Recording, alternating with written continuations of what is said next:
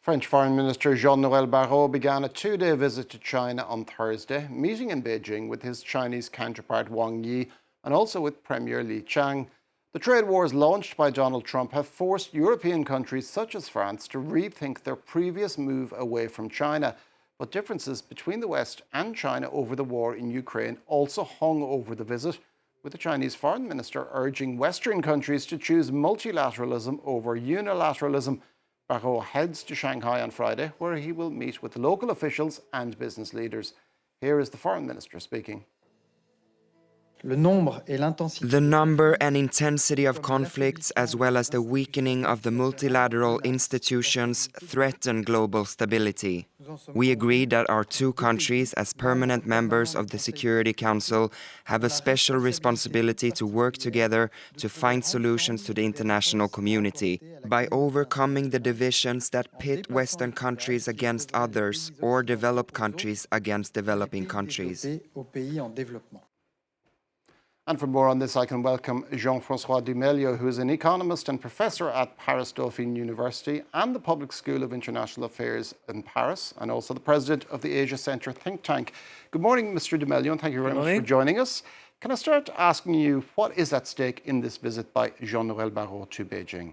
Well, the French-China relation has been through quite a few hiccups during 2024. You remember Xi Jinping took a visit to France last year, and that was a very short visit, and that was almost under the radar. So the idea is to rejuvenate somewhat this relationship based on two main axles. One is the international situation with the Ukraine conflict, and the other one is the trade situation, which is in shambles after the arrival of Trump, of course. But was, of course, quite shaky between France, European Union, and China because of electric vehicles question. Now, France has been somewhat reluctant to throw everything in with the Western move, the decoupling away from China, but it has made moves in that direction. But does it feel now with Trump's trade wars that it is between two stools, so to speak? Well, the positioning is very difficult, and that will be a positioning cherry-picking in some ways, which sectors and which questions we should address first, and which priority give to the talks between Jean-Noel Barrot, for this instance, and his peers in China. We cannot agree on everything, but there is obviously a need to reinstate some form of dialogue, and that's the objective. And who do you think is the more eager party here? Which side stands to gain more?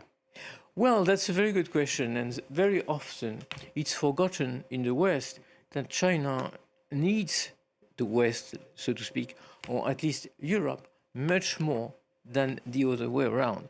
You know, we feel like we need China because China sends us cheap products or quality products now. But the question is, when you are a big exporter nation, you need the importer nation much more than the other way around. And that's something that the visit might say very strongly. China is currently slowing down. Its economy is not in the best shape ever. And it's still very dependent on exports.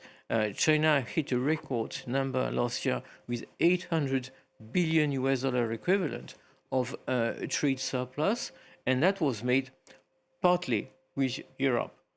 So if Europe bargains and negotiates a few important points with China, I think we could be a winner.